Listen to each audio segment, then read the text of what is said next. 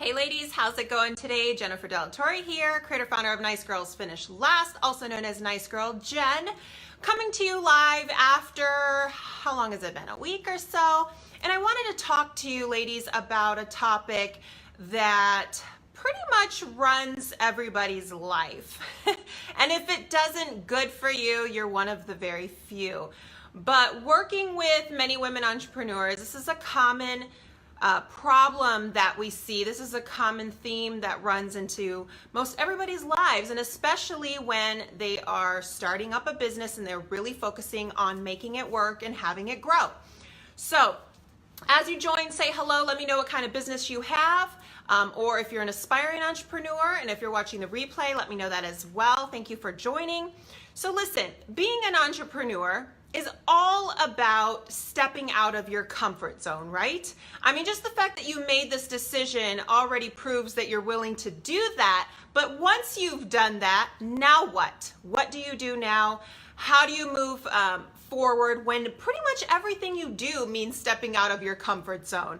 And so, as I've talked about before in other lives, you have to develop a thick skin. You have to become fearless, and if you guys have watched any of my past lives, you heard me making fun of our original theme with Nice Girls and our corny video that we did, but it is true. So what does fear do? It is your body's way of protecting you from danger, right? But when it comes to just general fear that we feel as people, it's really just a way to protect ourselves from an emotional blow. It's not really like you're in any physical danger of any sort, but more of like an emotional blow to you. So what's that? Like criticism, judgment, loss of friendship perhaps, right?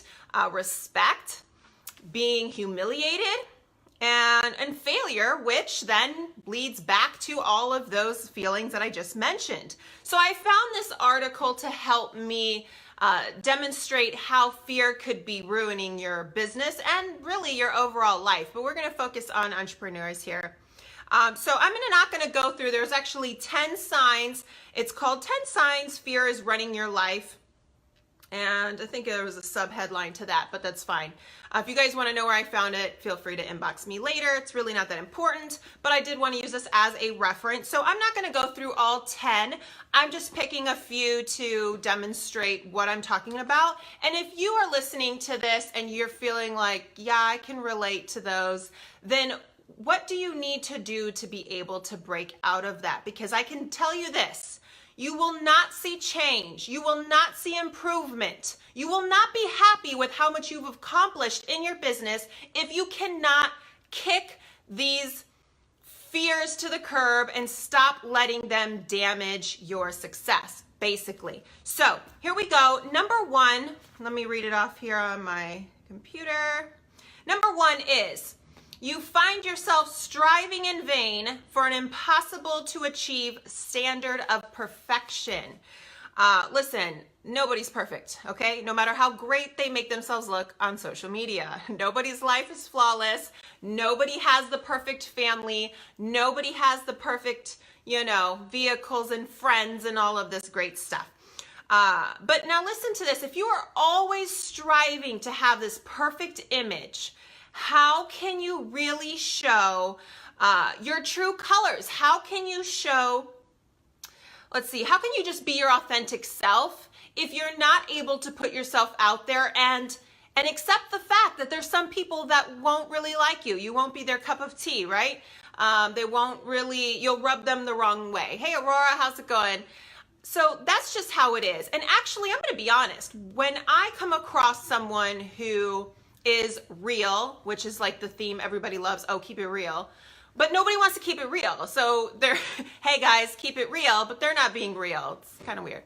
But anyways, when I come across somebody who does keep it real and I see they're good, they're bad, and they're ugly, I actually like and appreciate them so much more because again, none of us are perfect. So if you are living in fear of rejection, of failure, of whatever, loss of friendships, family members, and all that good stuff, loss of respect even, then I lost my point. Okay, but anyways, if you're striving for perfection, then we're never going to see your true colors, right? We're never going to really know who you really are, and you're never going to put yourself out there to do the things that you need to do because you're afraid of failing, right? Number 2, let me scroll down here.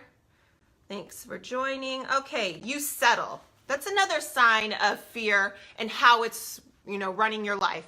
So when you feel inspired and you start thinking big, you start coming up with all these amazing ideas and dreams, you decide, you know what, not gonna make it happen. I'm just gonna kind of stay where I'm at. And you come back to your reality, because it is in fact only your reality, and you stop dreaming. And you do that because you really don't want to, take that chance. You really don't want to make those dreams possibly come true or put any work towards them because you're afraid of how the outcome is going to look, right? And so you end up settling. So if you find yourself always settling, then you're letting fear run your life. Hey, Melissa, how's it going? Hey, Erica. So that's number 2, when you find yourself settling. I'm jumping down to number 4, guys. I'm going through 10 points if you're just joining, signs that fear is running your life, but I'm not going through all 10. Okay, number 4 on their list, you say no when you mean to say yes. So you want to go after something, you want to join this opportunity, you want to get the help you need, you want to take your business in this direction, but you always seem to back down. Why? Because you know what the funny thing is? You will know inside that you should be doing it. You will feel that it's a great opportunity. You will feel that it's a great decision, but something just doesn't let you say yes. Something just doesn't let you go after it. Why do you do that? What are you so afraid of happening? So that's sign number 4, that you're letting fear run your life. So one big thing that I've mentioned, I think in the past, maybe not.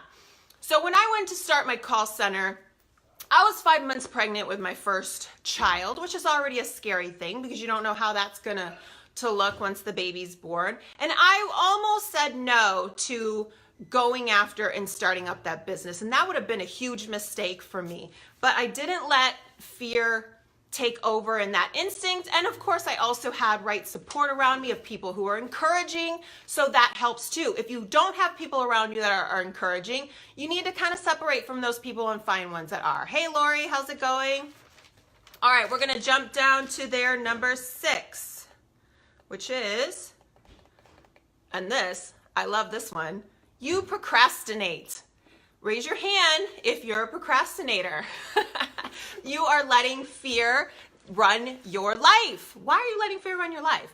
So this is number 1. This is the number 1 thing that I see with people that I work with, that I see all across the board, is they keep putting things off.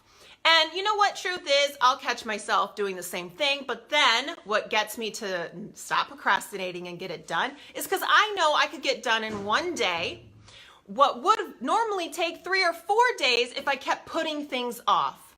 And how, some of you love to preach about how you want to be successful now, how you're so sick of your life, how it is now, and blah, blah, blah. But your actions do not show that. Your actions show that you're quite comfortable in that miserable place that you're at, or you're quite comfortable in whatever mediocre place that you're at. Procrastination queen. So stop procrastinating. When you feel like, I don't want to do it, just do it anyways. Like, get your mind out of it, get the emotion part out of it, and just make it happen. And you'll feel so much better, and you'll see so much more progress in a much quicker time. There's people that can accomplish so much in a month, or let's just say you haven't seen somebody in a year. And then you meet up with them, and they tell you all these things they're doing. You're like, wow, you traveled here, you built this, you've done that, you've changed this, you got married, all this stuff. Do you think they sat around and procrastinated? Because while you're doing that, think about 10 years from now how your life will look. So anyways, that was number 6, you procrastinate. Honestly, that should have been number 1. I think, in my opinion, I would have put that as number 1. All right, number 7 on the list, you get paralyzed. So you know what you have to do and you just can't seem to do it. I know that you guys watching have felt this before, where you know that you need to make that phone call, you know that you need to send out that email, you know that you need to reach out and close the sale, whatever the case may be, but you just won't do it. Like there's just this fear there that just won't let you do it. Like what if you sound stupid? What if you fumble over your words? What if you don't make the sale and you were really counting on it? What if blah, blah, blah, blah, blah? What if you get the rejection, right?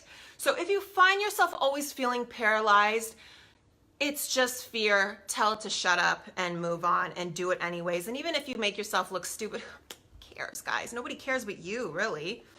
Nobody cares but you. That's one thing you got to learn. Okay, I'm going to skip down to their number 10 because this one I think is important. And me and the CEO trio were actually kind of talking about this the other day. You get sick. Do you ever know these people that are always sick?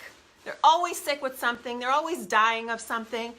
Did you know, okay, that when you are fearful, then you're adding stress to your body? Like this is, I'm not telling you anything that you haven't heard before, but listen, you do put your body at risk of disease when you're always stressed out. Fearful people are more likely to get heart attacks, cancer, diabetes, autoimmune disease, chronic pain, the common cold, and much, much more. I hate hanging around people that always have negative, depressing things to talk about. We love to vent, and sometimes we have to get things off our chest, and it's all good to, you know, do that once in a while. But are you doing it all the time? Are you being constructive? Are you living in that negative, depressing bubble? Like you'll hang around some people that just make you feel good.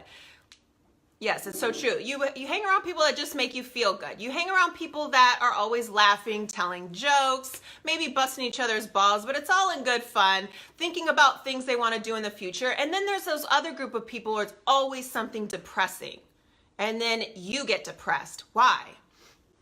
I have all of the above. Okay, good, Erica. Keep pushing. Just honestly, here's what it is. Start accepting the fact that stop trying to be perfect, number one, and accept the fact that, listen, the reality is you don't have to be perfect, and nobody actually expects you to be except for yourself. You're the only one putting that pressure on yourself. So put in the effort that you have to. When you feel paralyzed, still do it. If you have to find somebody that will kind of encourage you to make it happen, then that's the person that you need to talk to. That's what I love to do with Nice Girls Finish Last, is build the confidence. It's funny how, here's one little example, especially on social media. People hate posting anything in other people's groups or promoting things in other people's groups. Why? Because you often get those negative little Nancys that are like, oh, stop posting your spam in my group. Like, I'm not posting spam in your group. I'm sharing something, some piece of knowledge, some whatever. But you always get those people. So therefore, people won't post anywhere.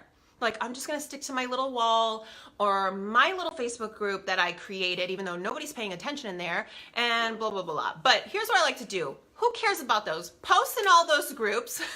Who cares what they have to say? And if they kick you out, well, whatever. But don't sit there and be paralyzed and not make any moves. Don't stop yourself from doing that live that you know you should be doing because you have something going on right now, and you won't do it because, I don't know, I don't look great today. I'm not really in the greatest mood. What if nobody watches? Look, I've done lives where nobody watches. They watch the replay, right? So who cares? So anyways, stop letting yourself get paralyzed and just do the things that you need to do. If you ladies are watching, and first of all, thank you for watching. But if any of you are watching and you need help and you're going to get help from this, then go to nicegirlsfinishlast.com, because that is a big part of what I do for women entrepreneurs. I will help encourage you, do what you need to do, and show you the kind of things that you need to do so you can implement them and grow your business. But thank you so much for watching, and I'll talk to you ladies soon.